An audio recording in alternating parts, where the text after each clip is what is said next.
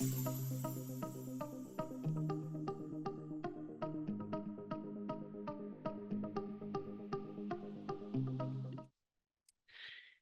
so here we are today to talk about differentiation.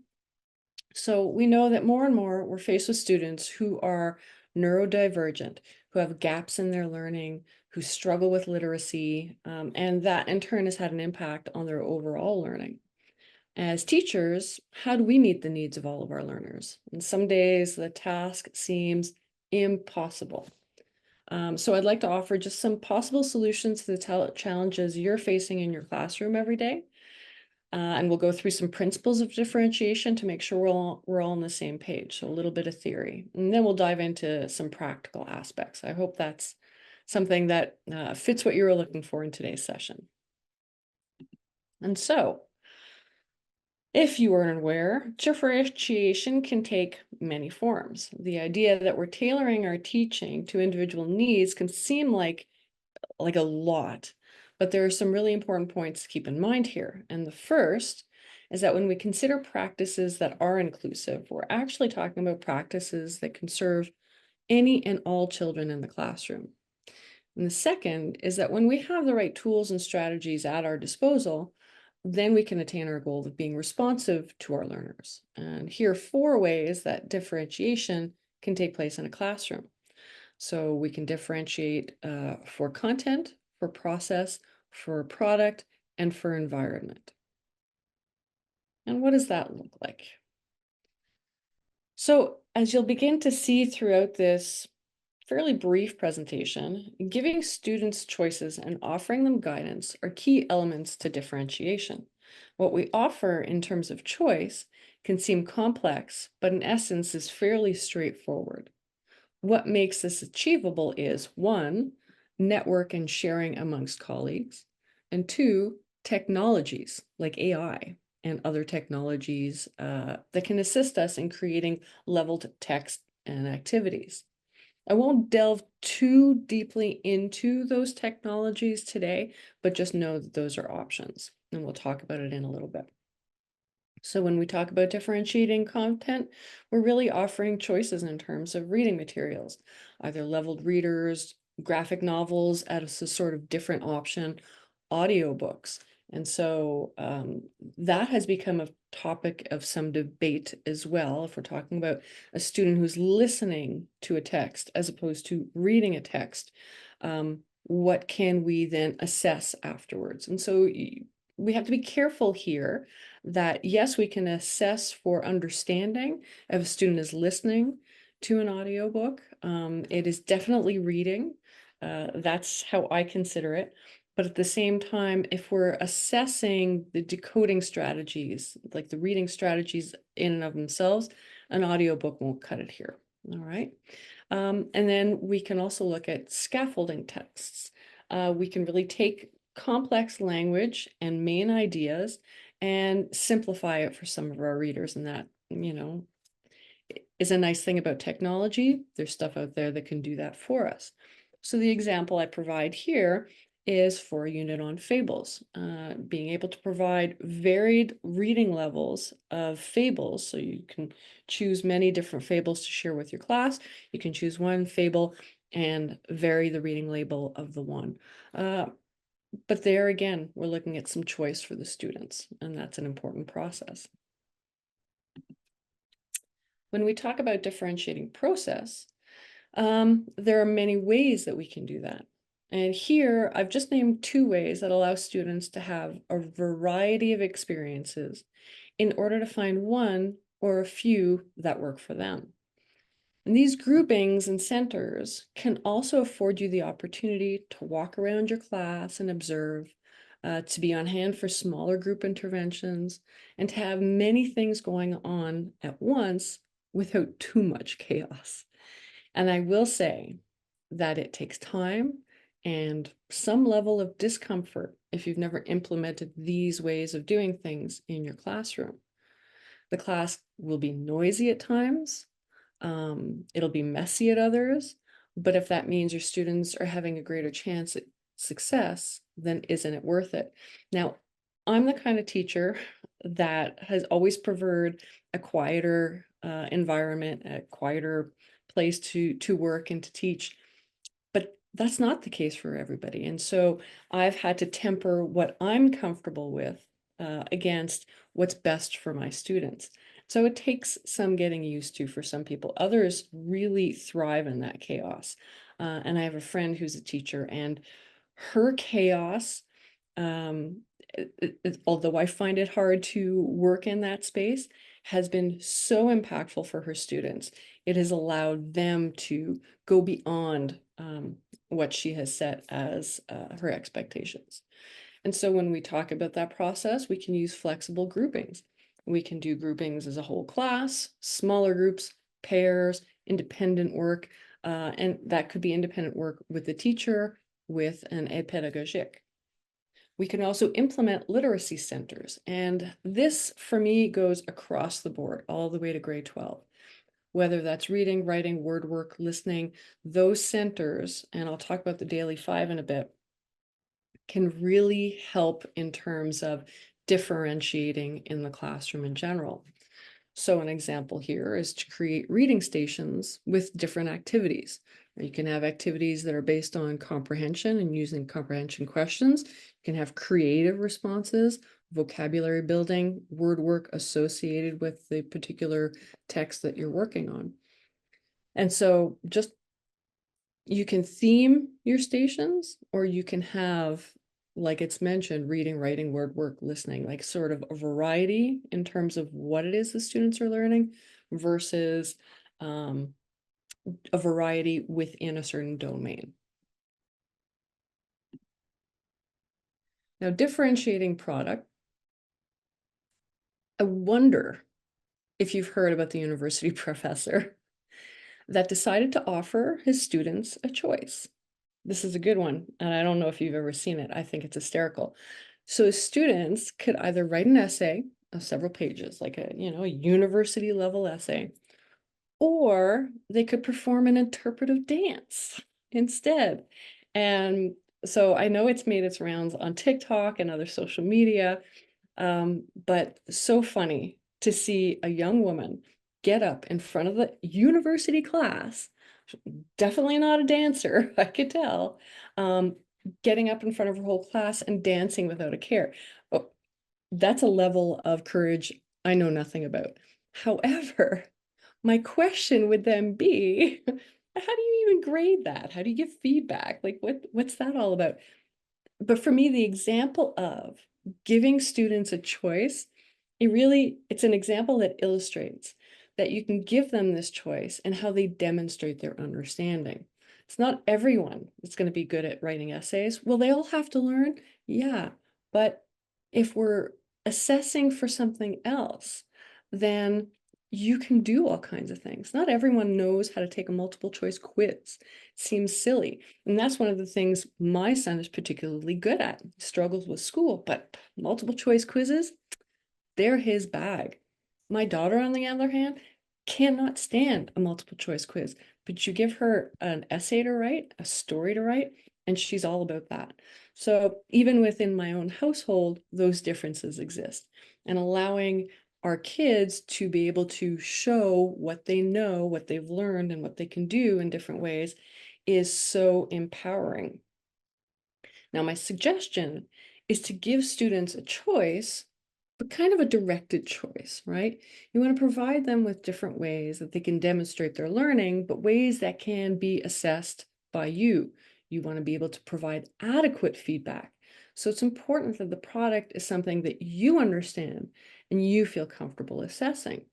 We're talking about here written summaries, oral presentations, art projects.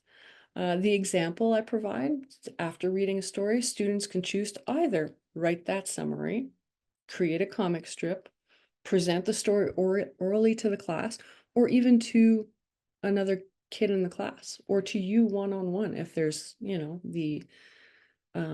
the anxious nature that pops in.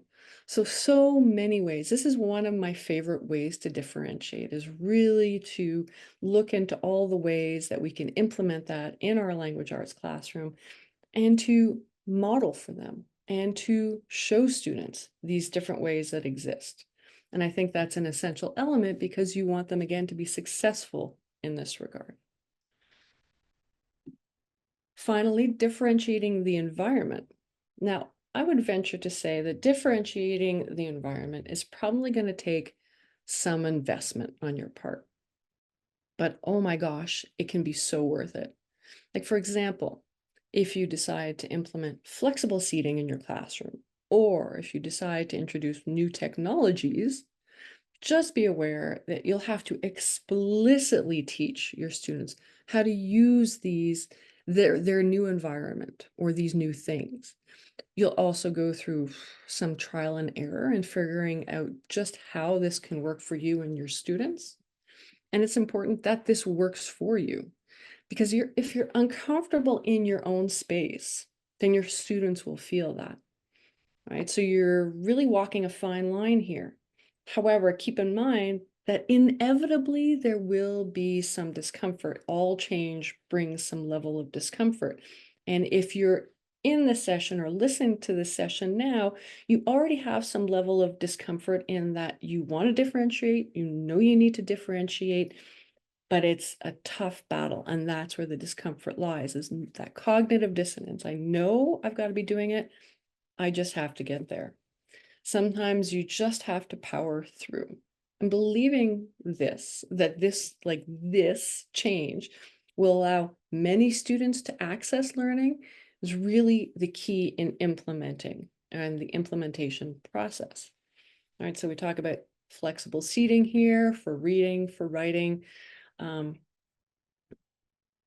desks, pillows. Some teachers have couches in their classroom. I know that in some schools or districts, it's not always easy to find the materials to create flexible seating in a classroom. Sometimes the district calls for using very strict guidelines in terms of the kind of furniture that is permitted. And so there might be several processes to go through just to start thinking about it. Then you have to teach kids how to sit in these spaces, how to interact in these spaces, seating charts, even that's something that needs to be taught to some degree. And there should be consistency on your part, but in that trial and error period, make those changes as you see fit.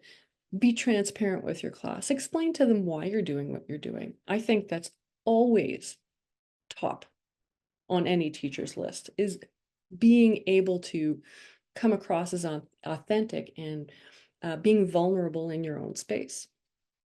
And so another part of the environment is also providing tools and technologies, laptops, tablets, voice-to-text software, and the kind of software where you can listen to audiobooks. And that's particularly good for a daily 5 routine.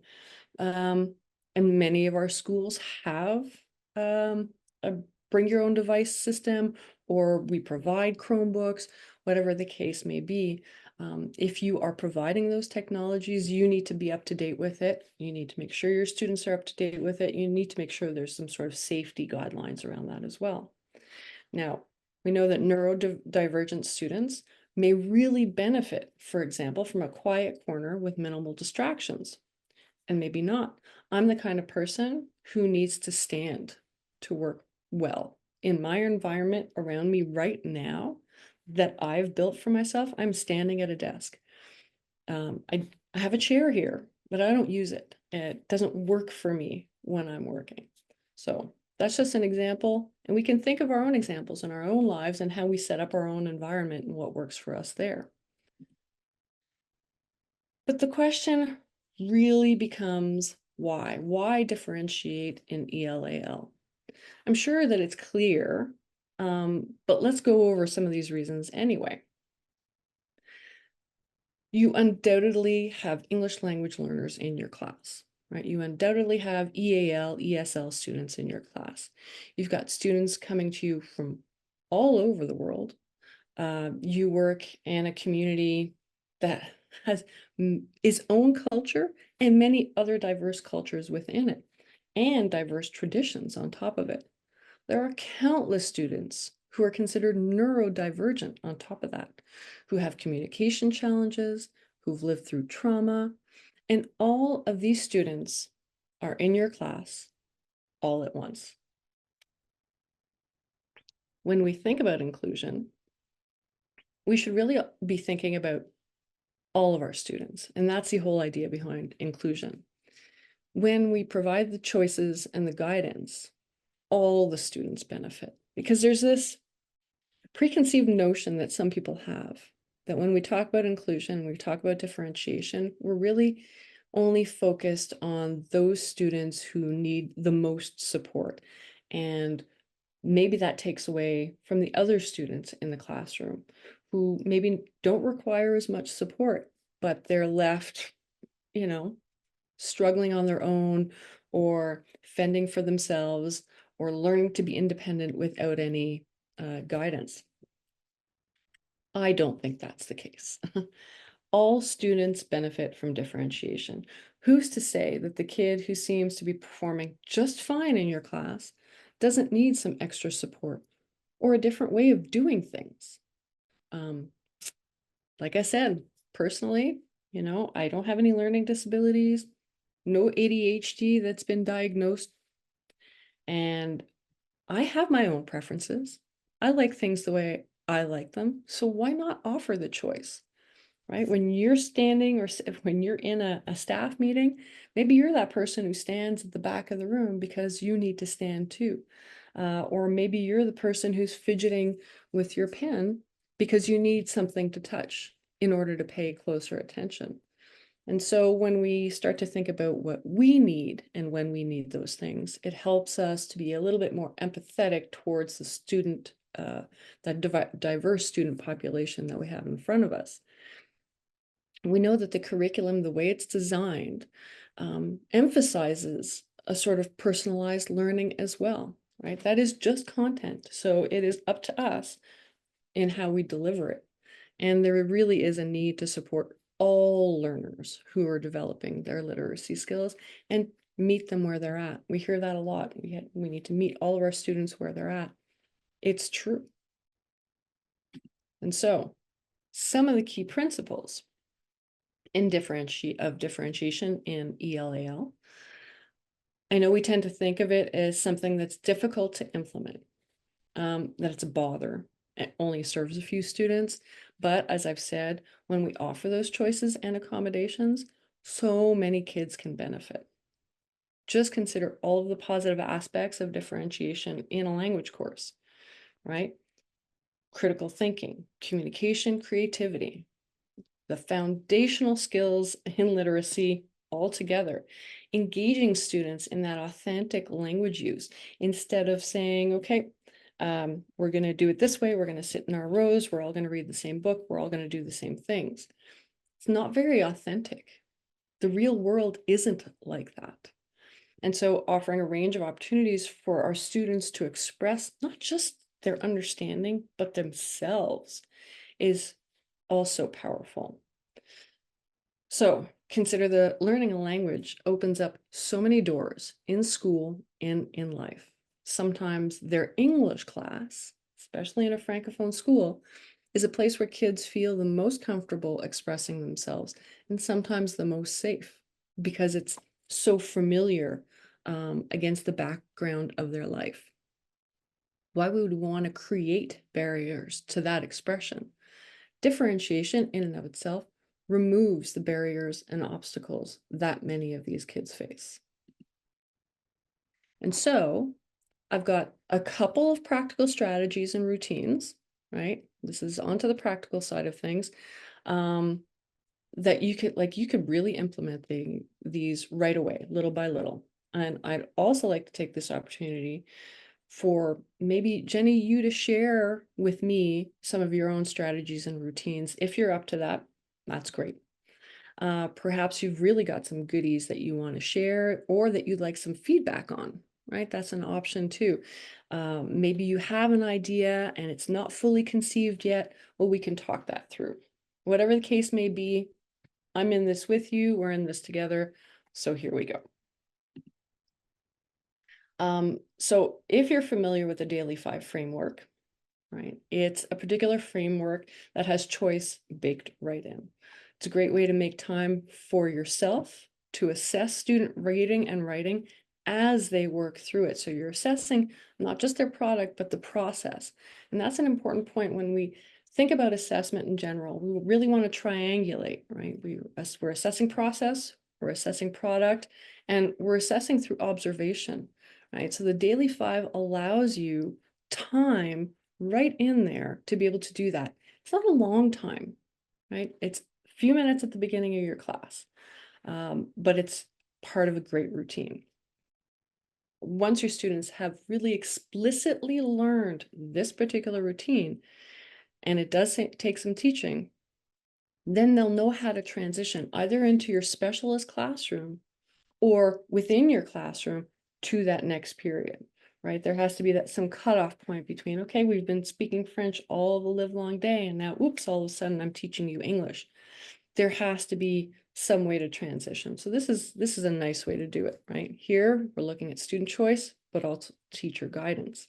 There are a lot of little bits and pieces that need to be prepped, I think, before this can really work well. But so many kids, like I'm one of those kids, read to self. If you gave me that time in class, I would take the whole class if you gave it to me. Reading to someone, there are plenty of kids who love that. And that, as an aside, outside of the routine, can also be something that, or in and of itself, another routine where you take your group of older students and they read to younger students. That's beautiful. Partner reading within the classroom where they can give each other feedback, work on writing, so either creative writing or structured writing tasks, word work, and the curriculum is now so well set up to be able to provide word work activities based on morphology and vocabulary and spelling, phonics, and listening to reading. Seriously, this doesn't get enough attention in my opinion. I'm one of those people who also, although I love to read, like give me an actual book, I'm in heaven. But if I've got to drive to Edmonton from Calgary, have a book on hand to listen to, and I'm also in heaven. I'm captivated. And so this is just a beautiful way to do it. We Another, do daily 5 at school. do you? Yeah, so we're starting, like we're building our stamina for reading and writing to Yeah. eventually go into those stations. Yeah. And what we're hoping to do this year, because we also have a split class, which is new at grade 2, grade 3 split class.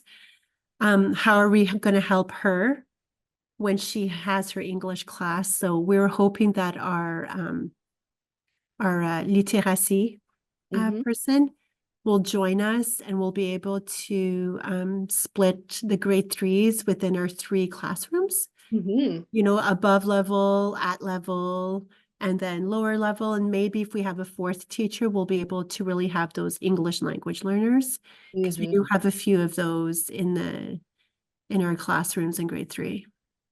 And that whole concept of, I don't even know the term in English, décloisonnement, Yeah, that's it's le décloisonnement. Yeah, right? that's what we're hoping to do. That is genius. I Mm-hmm. worked with a couple of teachers who were teaching in grade 3, and they had time with an aide pédagogique. So, but it was infrequent. It was here and there, and I tried to schedule it so that they had a more permanent time in their schedule, and Mm-hmm. they chose those moments to Mm-hmm. all their grade 3 students together and split them up Yeah. according to level, which is Mm-hmm. a good and very valid way of doing it. Mm-hmm. And they did different activities. In Mm-hmm. fact, one of the things that they did, depending on the topic that they were teaching, was they would have a mini lesson, 2 teachers plus the aide would, Mm-hmm. and it wouldn't be the aide, but it would be the 2 teachers, so divided into 2 groups, a mini lesson on the same topic. And then the groups would switch teachers and get the same mini lesson from a different teacher. And so that difference in perspective allowed Mm-hmm. a lot of students to be able to understand better because Mm-hmm. they were hearing it in a different way. Mm-hmm. Sometimes that's all it takes. Good idea. Yeah. Yeah, I love that idea. I'm so glad that's the kind of thing you're working on and that there's Mm-hmm. collaboration in your school, Mm-hmm. because then you have a whole other world opened up to you in terms Yeah. of. And we're differentiation. able to push those students that, sometimes will go down a level or two just to make sure that we don't lose the English language learners. So it allows them really to be able to push them Yeah. so they don't feel forgotten. Yeah, and it's so important to make time for your EAL learners, your Yeah. your English as an additional language learners, to become comfortable with the slang, with the Mhm. expressions that exist. And I was just watching something on the news, and it was all about EAL. And these students were talking about their first impressions upon moving to Canada and Mhm. being in their school. And you could see their faces were lit up. They were happy with their situations. And one little boy said, for me, the hardest part was um, joining a class and not understanding these expressions Mhm. because, they are what they are. And so I find that the EAL, the new benchmarks, are well set up to be able to assess that in a classroom. And so that's something to take a look at. I've included it in a document I'll share at the end as well. And so literature circles are another great way, but they're a really great way to stick to a theme while offering maybe different levels of books to small groups. So this teaches so much more than literacy too. And I love that idea in a language class, modeling for students how each role works when they have a role to take on, summarize or question or connect or whatever. You can make up these roles as you go, as long as you're modeling it for students, showing them how it works, what they need to be doing, and making that really, really clear. And always, I think, when we create these roles, keeping students' strengths in mind, right? We we don't want them to feel disengaged or unconnected if they're in a role that's not suitable to them. And sure, we want them to see what other roles are like and really get that experience. And there's time for that in the course of the year. But as this starts to get rolling, you really want them to feel comfortable and use their strengths. This allows each kid to shine, feel included, and really also simply allowing a student to choose their own book in your class can give them such a sense of control. It could be so empowering.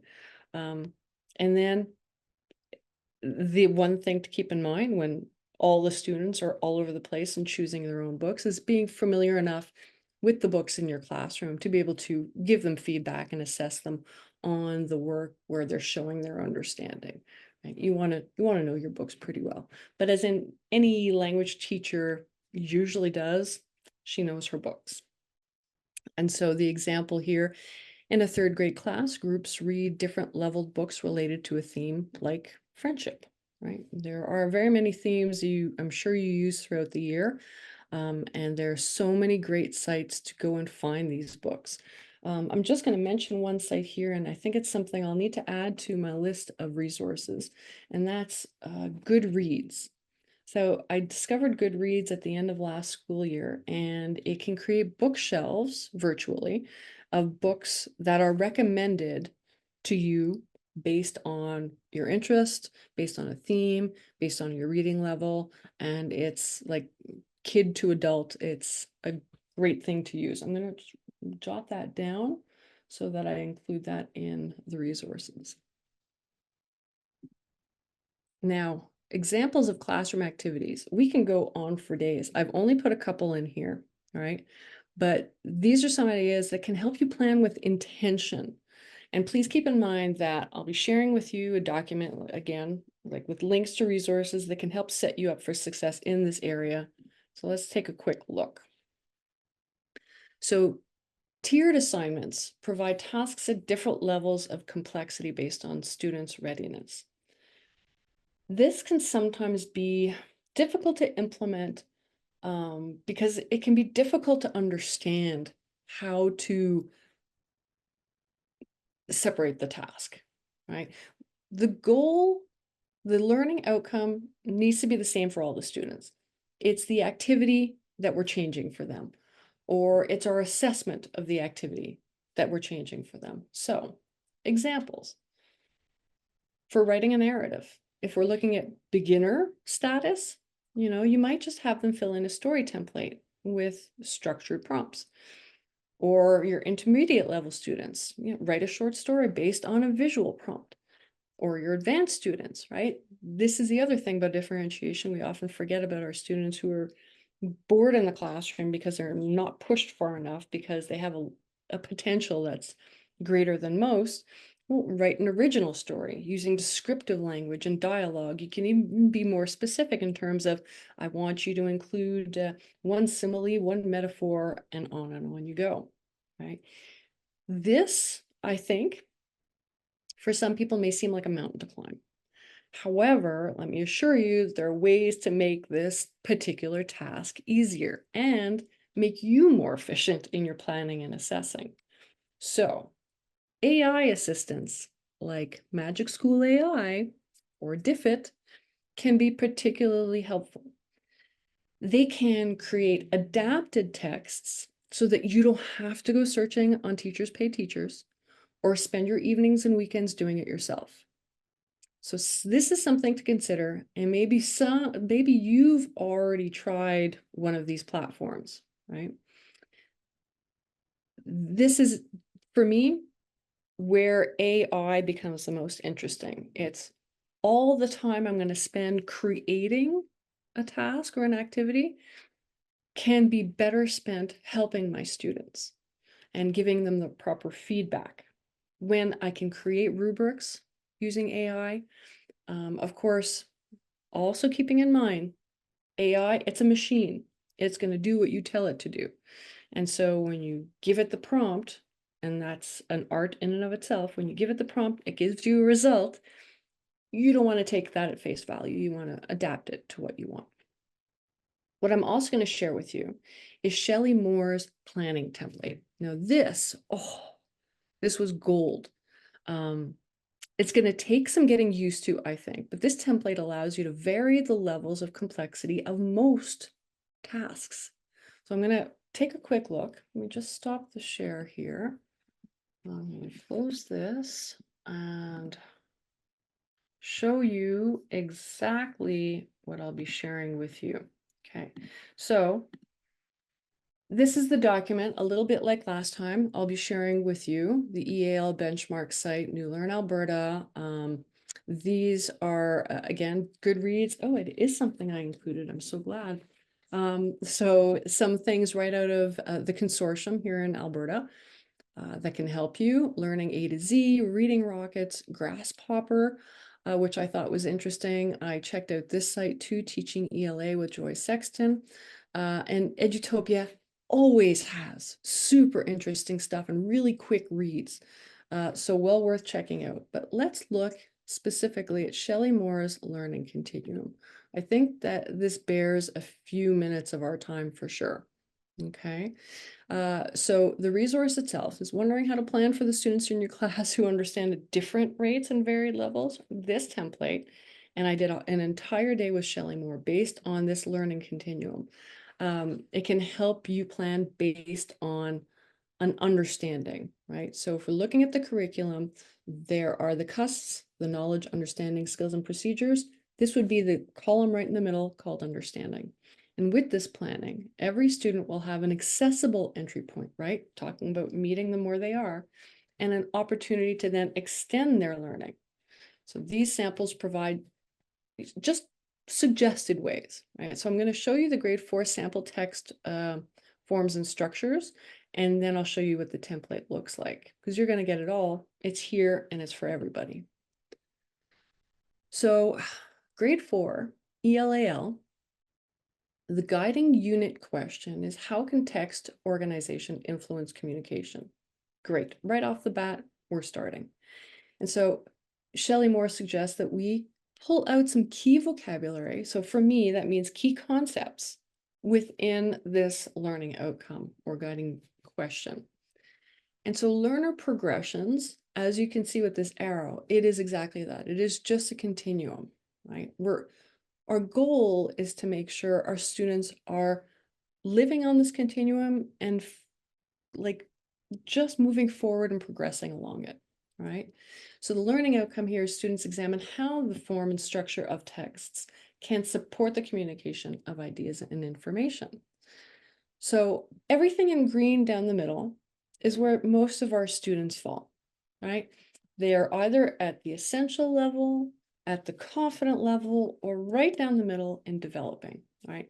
And where you see plate, potato, dairy, bacon bits, and onions, if you know Shelley Moore at all, you know she loves her a good baked potato. And so she breaks down the baked potato and all of its elements, right? So a student who would be in the approaching stages would be a student who just has a plate. There I am, I'm ready, is where they're at. They're ready. So what's the understanding? Let's put it in the student's way of understanding, right? So the understanding is actually text form and structure can support the enjoyment and communication of ideas and information for a variety of purposes. This is what we need to teach our students. But the ones who are really approaching, all they need to know is that text communicates a message. So it could be as simple as a stop sign. That is a text, and it communicates a very clear message, right? So we can be as the least complex as possible, and then we move on. So the essential, which would be, okay, I've got my plate, now I've added my potato onto it. That is the foundation. To make a good baked potato, well, you need a potato. So there we start. Text can be communicated for a variety of purposes, including to inform, persuade, provide enjoyment. And text read for enjoyment can inspire, fascinate, or expand understandings. This is where that type of student would fall. And so this sort of describes what we're expecting from each student at each level. And if we look at the extending, right, if we go beyond what's expected, then we can get into the next level, meaning grade 5, or it could just be more complex. Narrative text can be fiction or nonfiction. They can be structured in many ways, like there's a beginning, there's a problem, there's multiple events with many details, there's a resolution of a problem, and there's an ending. And text can have more than one purpose, including to inform, entertain, persuade, inspire. So you see that the language in and of itself moves across this continuum in progression. And then the skills and procedures would be from the most basic, messages can be shared for a reason, and a person can like one text more than another. I have an opinion on that. And we have to definitely assume competency here. All the way to in the middle, our students can examine a variety of literary forms used to communicate ideas and information. They can also examine the structure of a variety of narrative texts. This is usually where we aim, middle of the road. And this is a grade 3 example. It's the same type of table that you see in front of you. And so I love the red part in this particular one because these are the I know and I can statements that Shelley Moore talks so much about. And I like that because this is the kind of thing I would share with my students directly, right? I know that text can be digital or not digital. And I know some examples of text as essential as that right here, right? Or I know that text can have a structure that can include a beginning, an ending, and events. So if you break it down and you really, when you're creating activities for your students and lessons, chances are good you're going to be including many elements, many learning outcomes, many understandings at once. And so this is a perfect time to really combine those in this table. And I'll also show you the template that you'll be able to use. See if you can see it. It has to download. And I think I have it downloaded several times. You probably don't see this, so hang on. I will share again. There we go. And this is the template, right? So based on her work, and of course, it's included here, her website, so that you can go back. You can even listen to certain presentations that she gives, workshops that she gives along this particular concept. And this is something that you can use. And they give the example on the very next page. So pretty straightforward as far as things go. Let me go back. And there's one more here. A lot of clicking. Sorry about that. There we go. Okay. So choice boards is another potential. Oh, can you see this? Nope, I haven't started sharing. That's why. It would help. There we go. So choice boards, here's the ultimate choice for students. My suggestion here would be to offer a menu of choice, right? As you kind of see on the slide, but be sure to provide resources, right? Links to sites that allow students to see examples, understand how to use a particular tool to demonstrate their learning. In fact, if you have students who find certain tasks too easy, you can have them produce multiple ways to demonstrate their learning, and then you can assess them on a variety of things. You can challenge them to move beyond their comfort zones, right? That's how those students are going to learn, when they're pushed beyond their comfort zones, when they try something new. And taking a risk in your class should feel safe. So encouraging a growth mindset is really vital to success here, right? You can simply create a grid of activities or a menu of activities that students can choose from simply to demonstrate their learning or their understanding. So to create a reading comprehension choice board, you might include writing a book review, drawing a comic based on the story, creating a puppet show, recording a podcast. Oh, I wrote podcasts. So these types of things are the types of things that our students are interested in. This is what they're watching. This is what they're learning about. They may have a wealth of knowledge and expertise in areas that you might not even. And so by opening up the door to them to become professional, to become proficient, and to show you maybe what they can do, to show you what you can do, to like open up doors to their fellow students, to their teachers, is also empowering. So I love choice boards for that reason. It's a really simple concept as well. And finally, or almost finally, close to it, technology and differentiation. There are tons of apps, right? There's RazKids and Epic and Seesaw. Google Docs is fantastic for collaborating between students. I know my kids, up until the end of grade 6, both of them had a lot of opportunity to work in Google Docs with their classmates. And it was, Google Slides even. The whole Google suite is perfect for that kind of project. And encouraging students to create multimedia projects and to demonstrate their understanding. Again, I revert back to podcasts, making their own videos, how-to videos, all of that. A lot of fun. Oh, and yeah, let me just go back.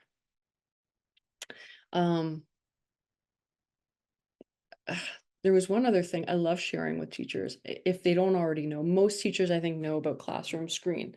Classroom Screen and gamified apps that help with classroom management, that helps with differentiation as well, right? It's important to keep in mind that these are used mostly for classroom management, but as we have students in our classroom who are sensitive to noise, light, who have a tendency to be, more loud or more quiet, allowing these apps into your classroom can help settle them in, help them work at a particular rhythm, help integrate them into a routine. When we talk about technology, it's important to keep in mind student privacy and teaching students ethical and safe use of technology, being online, using artificial intelligence. That's a topic for a different day. That will take me a whole other workshop, and I do provide those. So that's something that is important to learn about, to be proficient enough oneself and know about it enough to be able to guide our students. Now, differentiation and assessment, I talked a lot about assessment. But here are some different products that students can use to demonstrate their learning. They can vary widely, right? Here are some ideas. Consider using formative assessments as summative assessments if students are clearly demonstrating that they've understood the assignment, right? My thought with formative assessment has always been, okay, it's here for several reasons. One, it can really help students who are struggling to little by little progress their way through with formative assessments that are not high stakes. And once they get to that high stakes summative assessment, they will feel more prepared. Whereas other students don't need all of that build up. Other students will get it on the first go. If they get it, why make them go through anymore, right? That could have been their high stakes assessment. Yeah, why have them go through it all again? If you've got evidence that they understand, and evidence is important, right? And some of that can be like exit tickets, think, pair, share, using projects and presentations, tests, Kahoots, that all works. A student can have difficulty with writing, but can do an oral presentation with visual supports to show that they got a main idea. So as the example shows, when you've done a poetry unit, maybe allow students to create an anthology, perform their favorite poem, write a reflection, talk about it with a partner. Because poetry in and of itself, we know, can be a really emotional and touching process, very human. But I will say this, because it can seem like a lot, because it takes time and effort and investment, especially if you're new to teaching or new to adopting inclusive practices. You have to have grace with yourself, right? You want to start small. You want to plan with maybe one lesson, implementing one new routine. Explain to your students that you're trying something new. Be vulnerable with them. Why not? Ask for their feedback. Build a sense of community around it where they feel like they belong and that they can take risks and they have their own feedback to give. Um, Learn how to analyze data. I think that's a big one. If you don't already know how to do it, learn how to analyze data, learn how to collect the data, and let that data help you plan with more intention. Get to know your students and their needs. It's true what they say, that building relationships is the start. It's the start for everything. And empowering students is really the ultimate goal. We want to lead them to be more independent and to have as many tools as possible to support them in their learning. My goal today has been to provide you with the very same things, to have as many resources as possible that will help guide you and to provide you with the opportunity to, maybe not network with more colleagues because it's just you and me today, but share what you have, share what you know. And there's something really so meaningful in feeling competent, but also supported, in feeling brave enough to share and collaborate and try new things. And honestly, I applaud how far teachers have come in the classroom with differentiation, with inclusion. And Jenny, I have to say, I'm here for you. I'm here for your future journey too. So that really takes me through everything. And like I said, these resources are included in that document, as well as the other ones that you've seen. So on that note, I will stop my sharing screen and shoot with your Yep. questions, comments, concerns. No, that's yeah, I think there's some things I just needed to hear again Yep. because sometimes I think I overcomplicate and I just need to go back to basics and I just need to remember that yeah, simple might be better. Mm. And since I'm still learning the class, like they can be quite a rowdy bunch. Yeah. So even like doing the daily 5 or implementing the one like rotation, like I'd like to say, Yep. until we've mastered it, Yeah. and then putting in another rotation in there. So um but yeah, I like I said, it's just going back to the basics and having the students guide me. Yeah. Yeah. Yeah. Which sometimes I forget that we're here to assist them, And Mhm. so to have them uh, help plan future lessons based on what they're capable of doing or where I need to meet them at, like you were saying. Yeah. And back to the basics, right? Back to the basics is you said it right from the start. You're getting to know your class Mm-hmm. and they're rambunctious. But Yeah. not all your cohorts are like that, right? You No. have a different cohort every year. Mm-hmm. And so you're going to adapt your Mm-hmm. Yeah. teaching to them, to the group, and to the individuals within the group. Mm-hmm. You're balancing those two things at all times. On Mm-hmm. top of the fact that you're balancing your own needs, your own personality, Mm-hmm. all of those things. So Mm-hmm. be kind with yourself and really simple. For me, Mm-hmm. the four types of differentiation, when I remember to break it down like that, content, process, product, and environment, Mm-hmm. if I can take one from each area to put into place, well then like I don't feel like it's a big mountain that I have Mm. to. Yeah. Yeah. That's true. I had a question. What if we have learners in the classroom that are not interested in learning English and they're really comme ils résistent? Yeah. How would you approach those students? Hmm. So getting to know their interests, Mm-hmm. where they're from, their vocabulary, their traditions, that kind of thing. Mm-hmm. And seeing if there are resources that exist that speak to them on that level, Mm-hmm. right? So if you've got younger students, grades 2 and 3, picture books are a great way to do that, right? Mm-hmm. Because they are so rich with visual imagery, and they really focus more on the idea, the content, the feeling that might be a hook, right? Yeah. You Okay. even Yeah. ask them, can you suggest a book to me? And I'm going to read it to the class. Mm-hmm. All of a sudden, you've got all of this interest, and everybody is turning to one or two students and going, oh, that's so, I have questions. Tell me more about it. Mm-hmm. And they become more invested, maybe. Mm-hmm. And Yeah. um, but yeah, I think that's an important part is really getting to know what interests them. Because I've had that. Mm-hmm. It's yeah, it can be challenging because you don't want to let them like you don't want to put them to the side, but so like I have a student who doesn't seem interested at all, and then I have a student who has zero English and wants a chapter book Mhm. and doesn't understand why I keep taking it away from him, saying, well, this is unfortunately not at your level. I know you want to do like the person that's next to you, but you're just not there yet. So I seem to have those that don't accept that they're in the learning process of the language, and then those but are showing eagerness, Yeah, and then the complete opposite. yeah, yeah. And you Oh, don't want to lose that eagerness either, right? yeah, Yeah. yeah, Let's take this book that you so yeah. want to read that is beyond you right now. Mm-hmm, We're going to put it aside. Okay. mm-hmm. We're Yeah, going to take a picture of it, and that's going to be your goal, yeah, right? That is your goal. You're going to yeah, read this book through and through and really understand. mm-hmm. At the meantime, can I suggest this one, which has a similar theme and might be interesting to Yeah. you?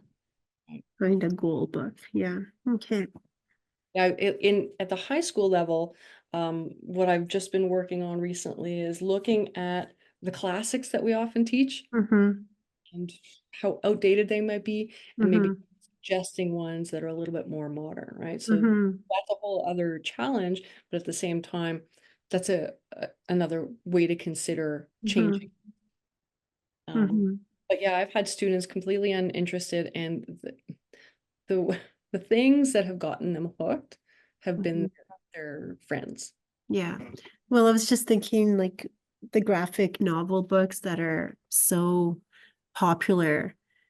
Um, that seems to be the choice of books for those learning the language just because of the images, but at the same time, I don't want them missing important information when they aren't capable of reading the dialogue part. So, but I guess it's just to get them hooked, like you said, and then the rest kind of falls into place from there. Yeah, Yeah. yeah. Okay. And I know that when we work with francisation, improv is one of the tools that we use to Oh, really yeah. popular. And so doing that in an English Oh, class, yeah. Yeah. because Yeah. then there's a lot of nuances and understandings that they have to get through, and it's all very oral, Yeah. and it translates to reading. Mhm. Good. Great. But if you have any other questions, concerns, want to be accompanied, I know you've got great support at your conseil, Mhm. and but I am available as well. So Perfect. Merci beaucoup. ça me fait toujours plaisir.